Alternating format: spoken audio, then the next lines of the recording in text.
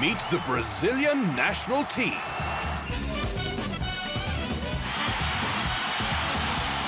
Statistically speaking, no team is better, having won the World Cup a record 5 times and have appeared in every edition, boasting the best overall record in the tournament. But Brazil is more than just stats. They're as creative on the pitch as their fans are committed off it, attracting crowds to watch them strut their samba stuff wherever they set their talented feet. They may be dominating and dazzling and dance their way to success, but not even the Seleção can sidestep the truth.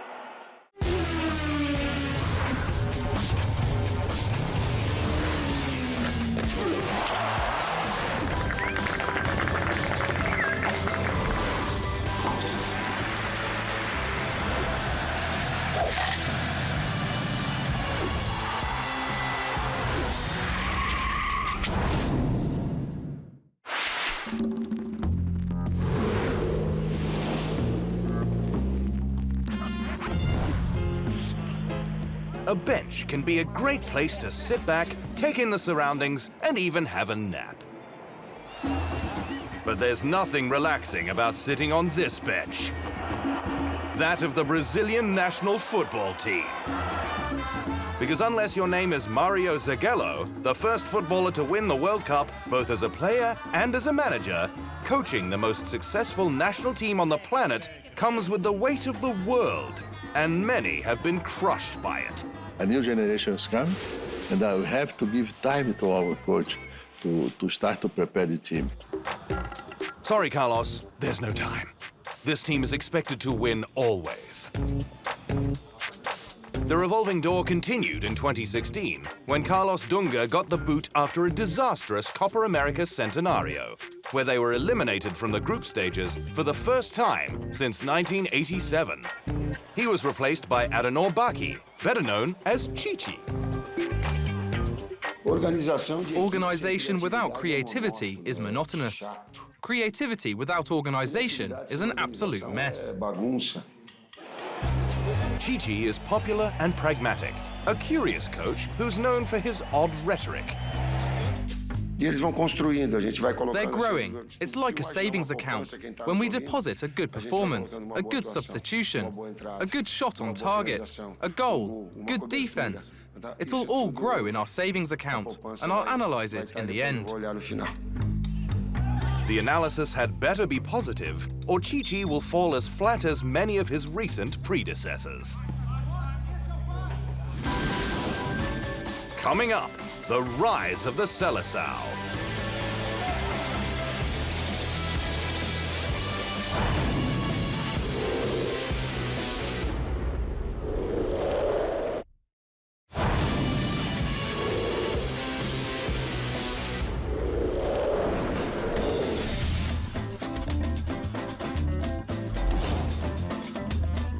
Brazil is big.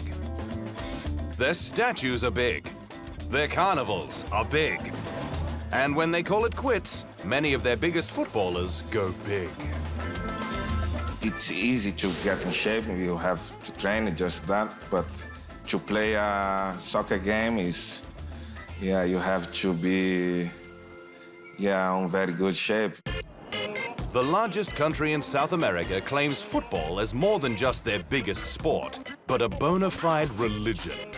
I don't know how to explain my love for football, because it is indescribable. It's true. What makes me be like I am, I don't know. The biggest footballing nation in the world has had plenty of big moments of glory. But when they lose, man, they lose big too.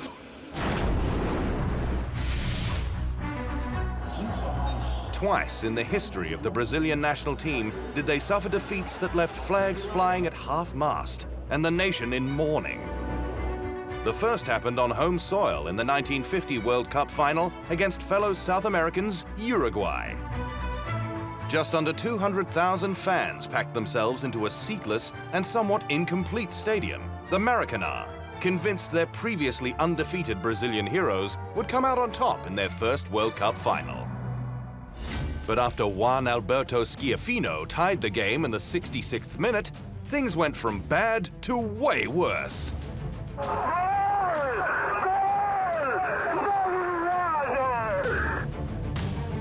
Alcides Guija's goal buried the Brazilians for good. And just like that, the Maracanã lent its name to the nation's greatest football defeat, the Maracanazo. It was a desperation until the game was over, and we left here in complete silence. I had such a headache that when I arrived at home in Copacabana, I fell on the bed. Because of the headache and because of the disappointment. I have a lot of friends in Brazil who lived a very sad moment at that time. Fast forward 64 years, and Brazil would have a chance to redeem itself when the nation hosted the World Cup for a second time. It was meant to be a celebration and the perfect opportunity to put that dreadful sporting derailment behind them. If I had the divine force, God's gift, I would like to play against Uruguay in the final. I would like to have this opportunity. We certainly hope to win and to change that story and to finish that thing of the Maracanazo. But the German national team had other plans. With above and beyond the best team in the tournament, Die Mannschaft made the Maracanazo look minuscule in comparison. The Germans handed Brazil its biggest loss on home soil in history, a humiliating 7-1 result. The Seleção set records for all the wrong reasons, suffering the worst loss by a host nation in World Cup history. The home fans couldn't hide their contempt for their team's high-paid players, like their very Brazilian-sounding striker, Fred, who failed to make a single cross, run, interception, or tackle during the match. These players earn millions per month, but Fred doesn't deserve the money he makes. They need to cap their earnings because this is an embarrassment. Okay, calm down, buddy. Because put those two football disasters behind them, and Brazil has definitely earned its reputation as the greatest football nation on the planet.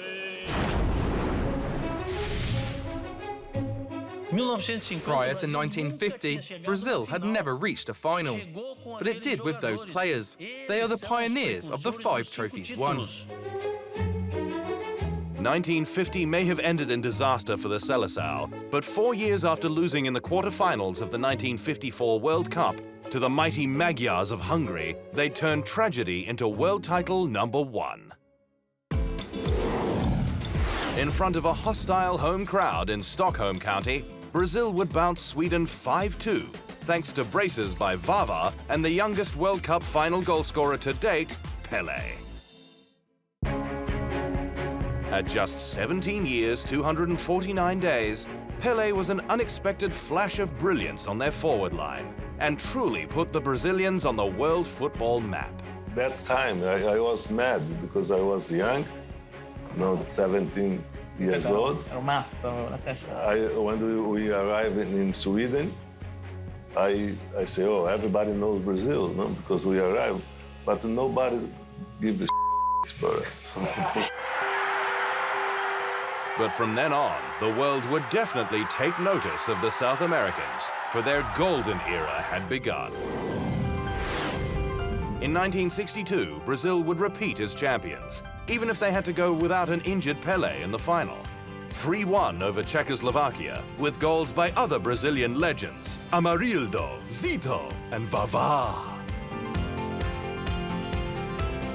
After a false start in 1966 saw them eliminated in the group stages, Brazil came back with a vengeance in the 1970 World Cup in Mexico.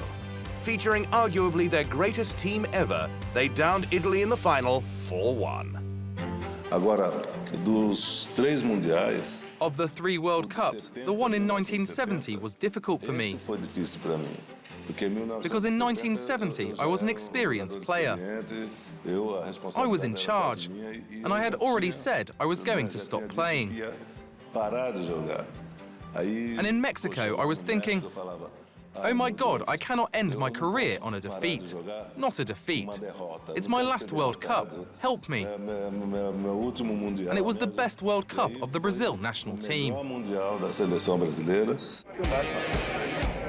After a few failed attempts at further glory, including their 1982 team that many feel is the greatest never to win the title, Brazil would hoist World Cup number 4 in the United States, which many feel was the most boring World Cup ever. In 1994, we managed to get the 4th title after 24 years. And in 1998, we could have won our 5th championship if it wasn't for Ronaldo's health issues. Yes, about that 1998. For Brazil, it was a small blip in the radar, having gone to the final only to lose to the host nation France under a mysterious cloud that was Ronaldo's health. Before the match, I went to eat. And then I went back to my room. And I went to sleep for a while because I was tired and wanted to rest. I got up and had a bit of pain and felt terrible. The convulsive fits he suffered before the match have never been disclosed. Was it food poisoning or crumbling under pressure? But some fans just couldn't care less. We don't care about Ronaldo. We just want to party. Fiesta. Bendito seja hoje, bendito seja o alemão que inventou a cerveja. Ronaldo was able to redeem himself 4 years later in Japan and South Korea. With the likes of Rivaldo, Ronaldinho, Roberto Carlos, a young benchwarmer named Kaká, and a trusty captain in Cafu, Brazil would clinch its world-leading 5th title on 2 goals by Ronaldo himself. It was a night to remember and a hairstyle to forget. For those who have never been to a FIFA World Cup, going for the first time, or have been there but haven't won, becoming a world champion is amazing. There is no greater thrill than to raise the trophy and say, I am a world champion. And this cup says it all. Between 1930 and 2014, Brazil won 5 World Cups and accumulated the best overall record in World Cup history, with 70 wins, 17 draws, and 17 losses in 104 matches. Their 221 goals scored and 102 goals against also gave them the best goal differential of 119. After the break, Brazil's greatest 11.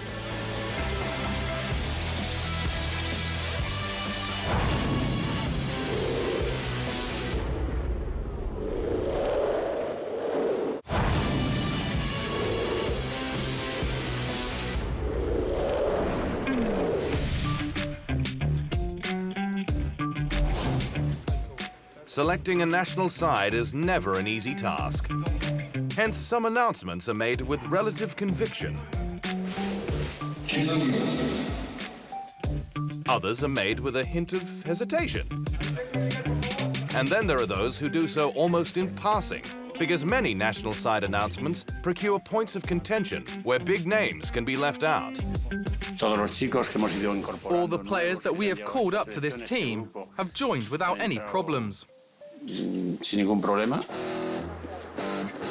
Problems arise when creating a Brazil best 11 because some of the greatest names in the game get cut. But that's what you get for being so good. When it comes to their keeper, few could argue with Gilmar dos Santos Neves, better known simply as Gilmar. Voted Brazil's best goalkeeper of the 20th century, Gilmar won consecutive World Cups in 1958 and 1962, and nearly every club trophy imaginable with Corinthians and Santos. At right back, he's the all-time leader in caps for his nation, the express train known as Cafu. Representing Brazil in 4 straight World Cups, Cafu clocked plenty of kilometers down that right flank. The only player to appear in 3 straight World Cup finals, Cafu won 2 of them. As a child, you dream of raising the World Cup. And to have that dream come true, the feeling at that moment of having accomplished it for your nation is unforgettable. Cafu's selection at right-back pushed the late, great Carlos Alberto to central defender. Having played the role late in his career, it was, however, at right-back where Brazil's eternal captain did his best work. Captain of the legendary 1970 side that took home gold for the third time, his sudden death in 2016 was treated as a national disaster. His career is an example of professionalism, leadership and technique, as he could play in attack and in defence, as well as playing well throughout his career, which was up to 38 years. If Nilton Santos pioneered the attacking left-back position, Roberto Carlos all but perfected it. Carlos is second only to Cafu for most games played for the Seleção. The 2002 World Cup winner was best known for his bullet free kicks and, above all, his howitzer against France in a 1997 friendly. I just ran to the ball and used the same technique that I used to kick the ball. There is no good explanation. God certainly helped me a lot because I had this gift of shooting very powerfully. That day, it wasn't only power though. The wind played its part as well. I had time to realize where I wanted to put the ball, so it was one of those days where everything went right. Having spent so much time making his regular end-to-end runs over the course of his career, Carlos also found favor as a coach. The midfield begins with a man we've placed in the middle, Socrates. This thinking man's midfielder played more of an attacking role, scoring 22 goals in 60 games for the Seleção, and captained the 1982 side, still considered the best never to win a World Cup. Socrates died suddenly of an intestinal infection at age 57, but his legacy as a footballer and intellectual lives on.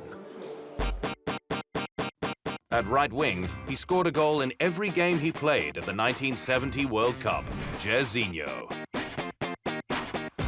Known as the Hurricane, Jairzinho scored 33 goals in 81 matches and had tremendous passing skills, pace, and was always in incredible shape. He had the physique to be a right winger, a midfielder, a centre forward, all at once, said former Brazil coach Mario Zagallo. Another midfielder with a penchant for the attack was the legendary Zico. Often called the White Pelé, Zico was a creative mastermind and considered by many to be the greatest ever passer in the game. Despite scoring 52 goals in 71 matches, Zico remains arguably the greatest player never to win a World Cup. What's remembered in the history of football is victory, so our team in 1982 scored goals, because we played beautifully, but we didn't win, so we're not part of history. At left midfield, he was his nation's best player before Pelé came along. His name was Didi. Didi won 2 straight World Cups in 1958, where he was named the tournament's best player, and again in 1962. A dead ball specialist, Didi's dry-leaf kicking technique has since been adopted by the likes of Cristiano Ronaldo and Juninho. Manuel Francisco de Santos, better known as Little Bird or Garrincha, lines up in attack.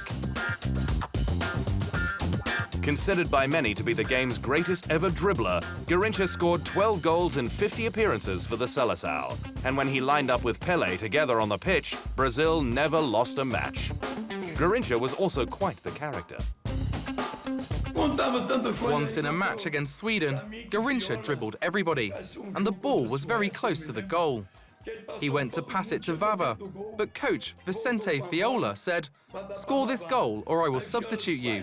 He replied, "If you do, you'll be fired from the Seleção." Successful on the pitch, off it, he was a mess. A heavy drinker, Garrincha had many affairs, fathered 14 children, and died of liver disease at 49 years of age.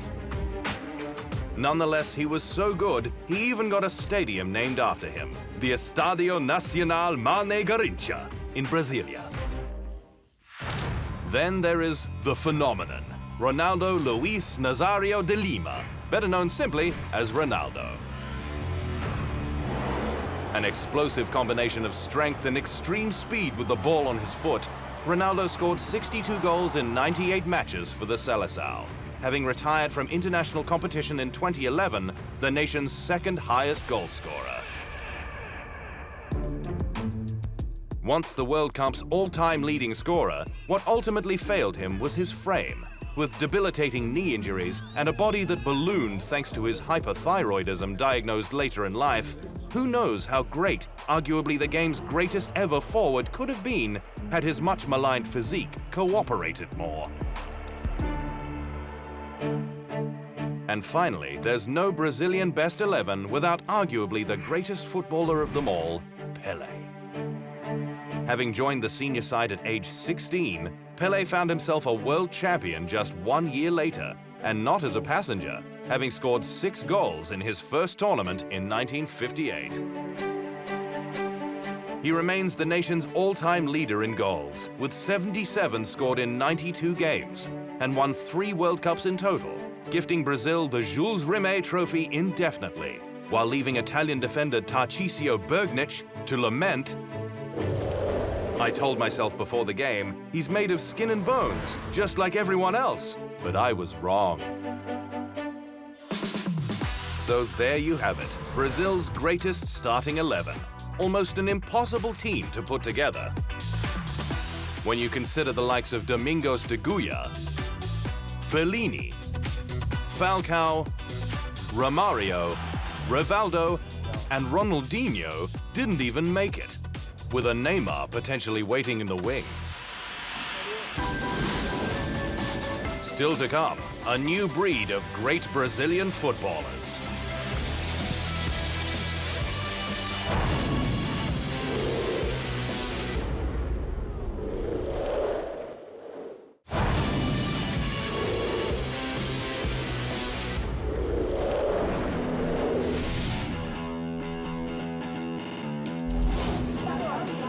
Because football in Brazil is more than a game, the nation is able to produce countless current stars to carry on the winning tradition of those before them. Leading the way, of course, is Neymar. Listen, he is a good player, no doubt. I think would be like a Kaká, be like a Messi, no doubt, no, like a Cristiano Ronaldo, because like Zico, like Pelé, like Maradona, he has a chance for that because an excellent player. No, I hope he has a health for that. Labeled the next Pelé by many, the 222 million euro man has become a Brazilian football hero at a time when they could really use one. And that's in spite of his often obscure hairstyles. Neymar still has time on his side. The forward was born in February of 1992, and he truly is their goal-scoring god, having reached 40 goals in 58 internationals at just 22 years of age. Their captain on occasion, Neymar could challenge Pelé for top spot on the Seleção's all-time scoring list. But beyond Neymar, what young blood does Brazil hope will break out? On defense, they can rely on a man 2 years younger than him, Marquinhos, who plied his trade with AS Roma before joining PSG in 2013. Making his full debut with the Seleção that same year, Marquinhos played a key role in Brazil's first ever football Olympic gold medal, won on home soil in 2016. At attacking midfield, Brazil can rely on an Internazionale dud turned Liverpool stud, Philippe Coutinho. As he's grew and become a world-class talent, you know, I've trained against him on a daily basis and I've played with him, and he's a phenomenal footballer. He can do magical things with the ball, and he's the type of player that you want to try and build your team around. But perhaps the man Brazil hopes to build their scoring around is Manchester City's 32 million euro man, forward Gabriel Jesus. Having played just a handful of Premier League games upon his 2017 arrival before getting injured, Jesus still managed to score 7 goals in just 10 matches as a 19-year-old. Add to that his 5 goals scored in his first 7 matches with the Seleção, and it seems Brazil's scoring power is assured. I think he's going to be great for the Premier League, for Manchester City. I think his talent is unbelievable, and also I was impressed with his personality.